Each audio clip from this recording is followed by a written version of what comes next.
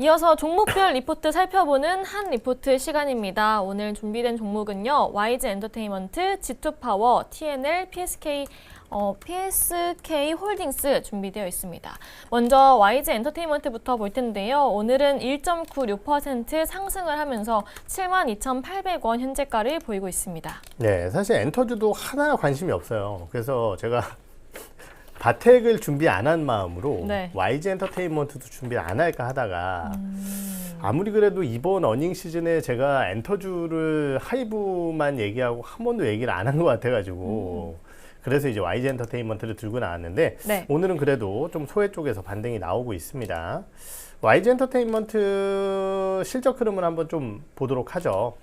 이번 4분기 실적은요 너무 좋았어요.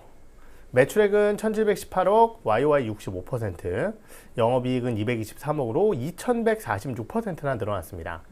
YG 엔터테인먼트라는 회사는 잘 아시다시피 이제 블랙핑크가 움직이느냐 안 움직이느냐에 따라서 실적 변동성이 너무 크기 때문에 사실 이 내용이 좋다라고 얘기하기는 좀 어렵고요. 네. 컨센서스가 227억이었으니까 컨센 수준 나온 거예요. 이번 4분기는 블랙핑크의 아시아 12회 공연, 트레저의 서울과 일본 14회 공연, 베이비몬스터의 일본과 방콕 팬콘서트 10회 등 반영이 되면서 콘서트 매출액이 무려 1100%나 급증을 했고요. 로열티 매출액도 225.8%나 증가하는 모습이었습니다. 네. 음반 같은 경우도 베이비몬스터의 2집 발매로 미니 2집 발매로 77%나 늘어나면서 대다수의 탑라인이 너무 좋았어요. 네. 그러다 보니까 사실은 일부 비용 증가에도 불구하고 상당히 좋은 실적을 만들어냈다는 거죠.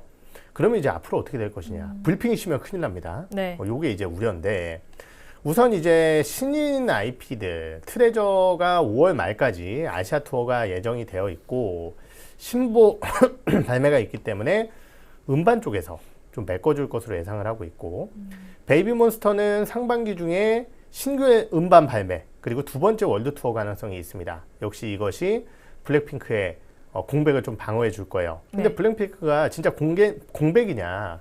월드 투어는 약간 이제 쉬는 구간이죠. 그런데 블랙핑크의 정규 2집이요. 3년 5개월 전에 나왔었습니다. 그리고 드디어 미니 3집이 오늘 발매가 돼요. 네. 그러면 음반을 발매를 왜 해요? 활동하려고 음반 발매하는 거 아니겠어요? 그렇죠. 그래서 추가적으로 공연 활동이 나타날 가능성이 있다는 겁니다. 그게 만약 발표가 되면은 YG 엔터테인먼트의 우려감이 좀 줄어들 수 있겠죠. 그리고 저는 오늘 깜짝 놀랐는데 올해가 빅뱅의 데뷔 20주년이래요. 와. 저는 20주년. 전 진짜 거짓말인 줄 알았어요. 아니 20주년? 얘네들이 이렇게 나이를 먹었어?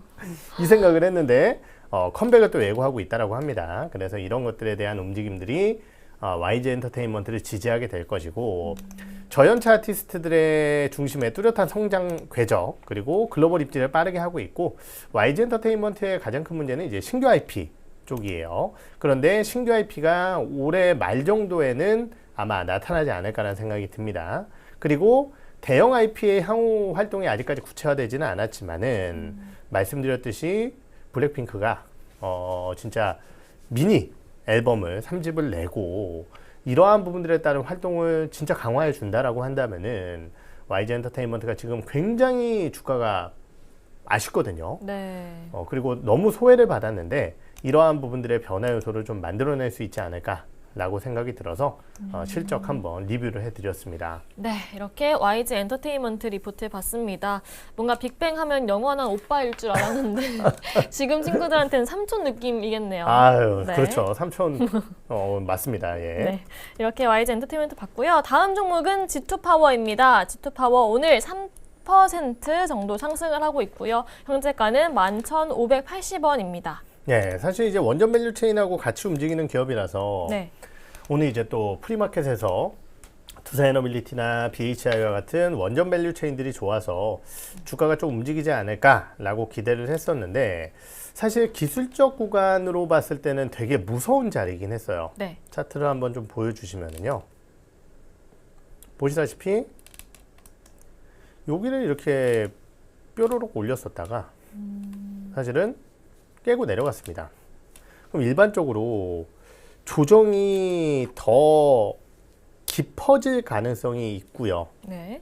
충분한 조정 이후에 재차 고점 돌파를 시도할 가능성이 있어서 좀 무서운 자리긴 했어요. 근데 이렇게 미리 알려드려야지 또 반등 시에 우리 시청자분들이 매수를 하실 수 있을 거 아니에요. 네. 그래서 준비를 해봤습니다. 자료를 좀 보면은요, G2파워는 뭐 하는 기업이냐, 왜 이 회사가 원전 관련된 움직임이 나올 때 같이 움직이느냐. 이 회사는요, 상태 감시 진단, 그러니까 이제 배전반이라는 것은 뭐냐면은 우리가 이제 발전소에서 전기를 만들어내는 것은 굉장히 고압 전력을 만들어냅니다. 근데 그 전력을 각각의 이제 지역적으로 뿌려서 거기서 가정이 사용할 수 있게 저압 전력으로 바꿔줘야 되는 이런 일들이 발생이 되거든요. 그러한 측면에서 이 배전반 쪽에 전기를 분배하는, 즉 고압에서 저압으로 바꾸고 사용처로 전기를 분배하는 것이 이제 배전반인데, 이 배전반 같은 경우는 고압에서 저압으로 변환을 시킬 때 여러 가지 문제가 발생을 할 수 있어요. 네. 그래서 거기에 상태 감시 진단기 같은 거를 부착을 해서 문제가 있으면 전력을 끊고 문제가 없으면 전력을 다시 보내고 이런 것들을 착착착착 진행을 해줘야 됩니다. 그런데 이 회사가 이 상태 감시 진단 기술을 기반으로 해서 배전반 쪽의 사업을 우리나라에서 굉장히 잘하고 있어요. 해외 쪽 같은 경우는 배전반 하면은 사실 특히 미국 쪽 같은 경우는 LS 일렉트릭이 가장 유명합니다. 네. 근데 우리나라 같은 경우는 이 회사는 이제 관급 공사를 기반으로 해요. 그래서 그리고 우리나라는 일반적으로 이제 관급 공사가 많은데 네. 조달청 기준으로 했을 때 G2파워의 배전반 점유율이 1등입니다. 그러니까 상당히 이제 기술력을 보유하고 있는 기업이죠. 그리고 이 회사는 태양광 발전 시스템의 제조 이런 것들도 해요. 네. 근데 지금까지 여기까지 얘기했을 때 아니 원전 얘기는 하나도 없는데 왜 얘가 원전 관련된 흐름과 함께 같이 움직이지? 이 회사 같은 경우는요, 원전도 아까 얘기했듯이 원전에 전기가 이렇게 만들어질 거 아니에요. 네. 거기에 배전반이 다 붙어 있어야 됩니다. 그래서 이제 저압 전력으로 바꿔서 보내야 되거든요. 그 원전형 배전반을 위해서 원전 설비 수주를 위한 KPIC 인증과 Q클래스 인증을 이미 보유를 하고 있는데, 거기에 더해서 작년도 2월 달에 신한울 3, 4호기, 그러니까 이거는 이제 원전 발전소입니다. 네. 여기에 고압 배전반을 이미 수주를 한 이력이 있어요. 그러니까 레퍼런스를 확보했다라는 부분은 결국은 앞으로의 국내 원전 쪽에서도 고압 배전반에 대한 수주를 G2파워가 할 가능성이 높다라고 판단을 할 수 있겠죠. 네. 지금 이제 올해 상반기에 한울과 한빛 원전 배전반의 수주가 예정되어 있고, 거기에 체코의 두코바니 5, 6호기 입찰 역시 상반기에 참가를 하게 됩니다. 수주를 하게 된다라고 한다면은 추가 성장도 기대가 된다는 거죠. 거기에 더해서 이 회사 아까 얘기했었던 배전반 1등 기업인데 다양한 센서를 보유하고 있기 때문에 AI 배전반 쪽에서의 MS가 오히려 또 증가를 하고 있어요. 이런 긍정적인 요소도 가져가고 있어요. 아까 얘기했듯이 태양광 시스템도 한다라고 말씀을 드렸는데 태양광, 아이백, 정부의 정책 이런 요소들과 제로에너지 건축물 의무화 정책 이런 것들 때문에 국내 관급 태양광 시장은 확대될 것으로 전망을 하고 있고, ESS 같은 경우는 24년도 4월 달에 이 회사가 액침 냉각형 주간기관에 선정됐는데요.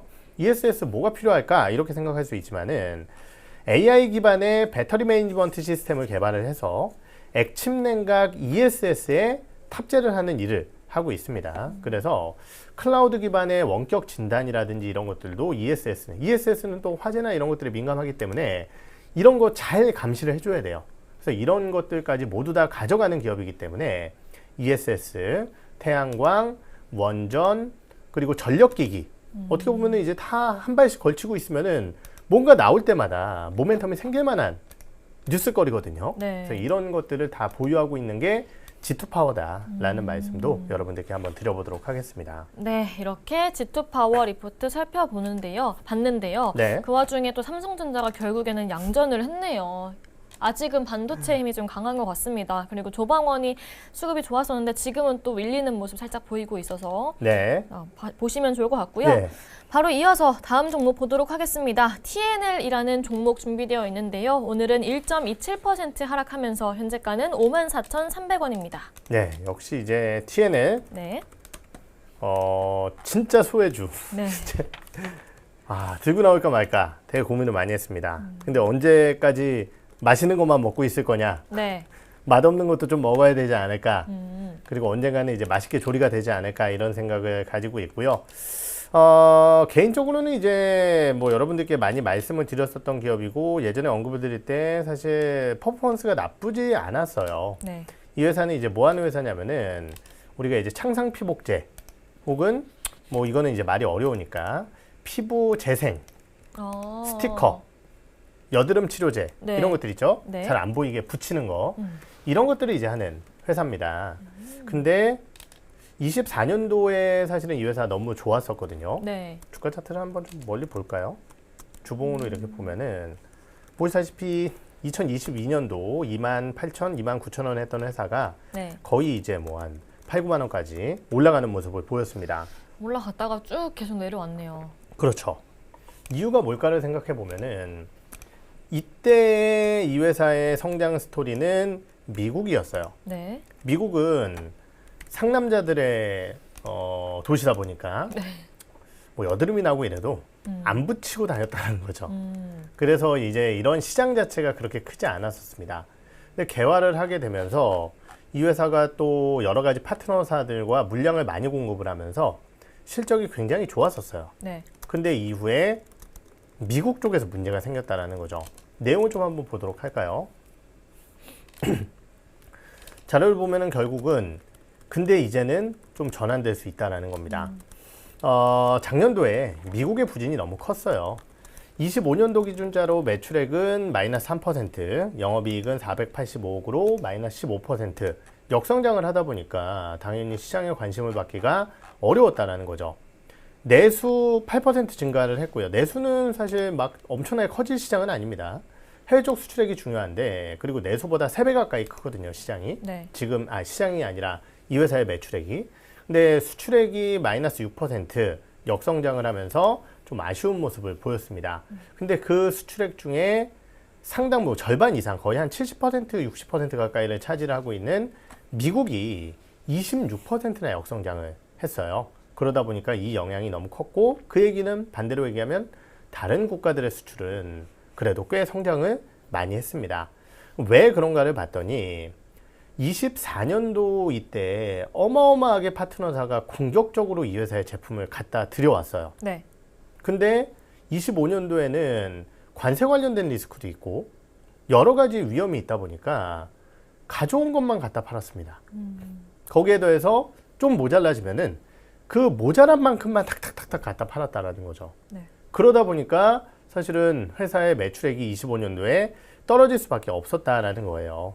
그런데 지금 미국의 동사의 고객사 매출액은 25년도에 관련 이 피부 치료제, 여드름 치료제 이쪽에서 12% 성장을 했거든요. 네. 그런데 여드름 패치 시장 성장률은 4%밖에 성장을 안 했습니다. 이 얘기인 즉슨 결국은 이 12% 성장할 동안 가져왔던 물량들을 썼을 거고 두 번째는 시장 대비해서 MS가 더욱더 높아지고 있는 구간이라는 측면에서 재고가 상당히 많이 줄어들었을 것이다 라고 판단을 하고 있는 거고요. 그 얘기는 결국은 재고의 리스타킹 구간, 물량을 더욱더 쌓아야 되는 구간, 이쪽에서는 주문이 회복될 가능성이 꽤 높다라는 거고 거기에 더해서 올해 같은 경우는 중동과 아시아 등과 같은 신규 수출 국가의 확대가 나타날 가능성이 있다라는 겁니다. 그래서 올해 영업이익은 581억으로 YOY 20% 증가하면서 드디어 회복세로 전환될 것으로 전망을 하고 있고요. 거기에 더해서 고객사가 미국, 유럽 중심에서 다른 국가들까지 지역 다변화를 추진하고 있어요. 그러면은 이러한 물량들은 또 동사에게 나오게 될 겁니다. 그리고 이제 국내 고객사인 3M 같은 경우는 글로벌 생산 정책을 완연하게 ODM 쪽 집중으로 변화를 시키고 있어요. 그래서 이런 것들을 종합적으로 고려해 봤을 때 TNL, 저점을 통과하는 구간이 맞는 것 같다라는 네. 말씀을 드리고 싶어서 여러분들께 한번 소개를 해드렸습니다. 네, 이렇게 TNL 리포트 살펴봤습니다. 이제 벌써 마지막 종목입니다. PSK 홀딩스라는 종목 보도록 할 텐데요. 오늘은 2.57% 빠지면서 현재가는 87,100원입니다. 네, PSK 홀딩스 뭐 잘 아시다시피 이제 대표적인 반도체 장비주입니다. 아, 우리가 이제 원익 IPS, 유진테크, 테스, PSK 이런 기업들 장비주들 많이 알고 있고 그 중에 이제 PSK와 PSK 홀딩스, 네. PSK의 연결 회사라고 보시면 될 것 같은데 이 PSK 홀딩스, PSK가 더 유명하긴 해요. PSK는 이제 알스팁이나 뭐 이런 것들을 하는 장비주인데 PSK 홀딩스 같은 경우도 최근에 좀 주목을 받아야 된다라는 내용의 신한증권의 리포트고요. 목표 주가를 이제 12만 5천 원으로 상향을 했습니다. 당신이 찾던 HBM과 코어스, 요거는 이제 뭐 잘 아시다시피 그 TSMC의 네.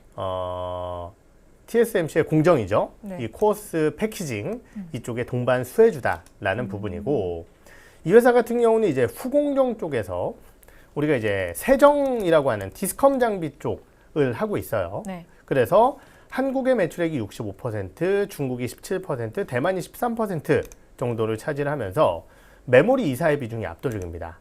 그런데 이 회사는 그것만 하는 게 아니라 리플로우 장비라는 것도 있는데요. 이거 같은 경우는 한국이 30%, 대만이 70%예요. 그러니까 이 대만의 70%라는 얘기는 다 TSMC 체인 향으로 나가게 된다는 거죠. 그러니까 이 회사는 아까 얘기했었던 디스컴 같은 경우는 한국의 메모리 이사, 리플로우는 대만의 TSMC를 대응할 수 있는 HBM과 코어스라는 두 개의 포인트를 모두 다 가져가고 있는 기업이라는 겁니다. 네. 근데 4분기 같은 경우는요, 실적이 매우 안 좋았어요. 아무래도 이제 3분기에 2분기 인식 물량 때문에 3분기 기저가 좀 너무 높았고 수익성은 성과급 영향으로 대폭 축소되는 모습을 보였습니다. 하지만은 결국은 이제 주요 전방 기업들의 투자가 HBM과 코어스 투자로 집중이 되고 있는 상황이고요. 이러한 영향력으로 봤을 때 올해 매출액은 14.5%, 영업이익은 21% 증가한 871억으로 컨센서스를 상회할 것이다 라는 신한증권의 투자 의견이고요. 네. 거기에 더해서 이 목표 주가 12만 5천 원은 사실은 얘기했었던 PSK 홀딩스의 피어 그리고 PSK의 선행 EPS 이런 것들을 모두 다 이제 계산을 한 목표 주가인데 지금 이 회사의 현 주가는 18.3배밖에 안 됩니다. 근데 후공정 쪽의 피어 같은 경우는 현재 30배 그리고 PSK 쪽과 관계 기업들에 대한 피어는 한 26배 이 정도 나오고 있거든요. 네. 그러니까 훨씬 더 주가가 아직까지는 싸다. 이런 생각이고 그러한 측면에서 신한증권의 목표 주가가 좀 이렇게 크게 상향이 나왔다. 이렇게 확인을 하시면 될 것 같습니다. 네, 이렇게 PSK 홀딩스 리포트까지 살펴봤습니다. 지금 시각 지수부터 보면요. 코스피는 1.21% 빠지고 있고요. 코스닥은 0.56% 하락하고 있습니다. 시총 기준으로 봐도 삼성전자는 지금은 다시 음전을 해가지고 0.92% 빠지고 있고요. SK하이닉스는 2.46% 하락을 하고 있습니다. 여전히 두산에너빌리티는 상승세를 보이고 있지만 그 약해지긴 했습니다. 지금 3.56% 상승을 하고 있고 또 방산주들도 힘이 조금 잃긴 했지만 LIG 넥스원 여전히 3.78% 상승을 하는 네. 모습 보여주고 있습니다. 오늘 시장 어떻게 보시나요, 사장님? 네, 제가 이제 아까 그런 말씀을 드렸잖아요. 외국인은 분명히 많이 판다, 오늘. 네. 근데 다들 눈이 벌게져서 삼성전자, SK하이닉스 사면은 이거 빠질지 안 빠질지 그 누가 아냐. 개장 초반은 뭐 어느 정도 매물의 압박이 있을 수 있지만은 장중에 계속 낙폭을 줄이려는 시도가 나올 것이다. 네. 그리고 그 시도는 금융투자 쪽에서 그리고 개인 쪽에서 나올 것이다라고 말씀을 드렸는데요. 보시면은요, 오늘 수급입니다. 외국인이 30분밖에 안 됐어요. 네. 2.2조를 던지고 와. 있습니다. 역대급 출발 흐름인 것 같거든요. 근데 개인들이 다 사고 있어요. 그러니까 사실은 지금까지 우리가 겪었었던 경험치, 네. 조정에는 매수로 대응을 하자. 네. 라는 공식이 철저하게 나타나고 있고 그러다 보니까 뭐 지수는 안 빠지고 있습니다. 물론 지치겠죠. 힘들 겁니다. 외국인들이 더 팔면. 네. 근데 이러다가 또 외국인들은 정신 차리고 오늘 리밸런싱 끝났으니까 네. 결국은 삼성전자네? 한국의 개인들 금융투자 모두 다 삼성전자만 사고 있네. 이러고 내일부터 또 삼성전자 사면은 내일부터 또 올라가는 거예요. 네. 참 반도체 이 위협이, 그러니까 우리가 이런 것들을 좀 그러니까 벗어난다라기보다는 추세가 바뀌기 위해서는 네. 공포적인 하락이 좀 나와야 됩니다. 근데 그런 것들이 안 나오고 있으니 결국은 뭐 반도체가 안정적인 선택지다라고 얘기할 수밖에 없는 이유가 네. 여기에 있다. 이렇게 말씀을 드려야 될 것 같네요. 네, 요즘에는 장 초반은 이렇게 좀 약세를 보여도 장 후반 가서 또 한번 튀어오르는 모습을 그러니까요. 많이 연출을 해가지고 또 오늘은 어떤 흐름을 보일지 끝까지 지켜봐야 될 것 같습니다. 저희는 오후 방송에서도 여러분들을 기다리고 있겠습니다. 오늘도 많은 시청 부탁드리고요. 오늘 좋은 하루 보내시길 바랍니다. 감사합니다. 감사합니다.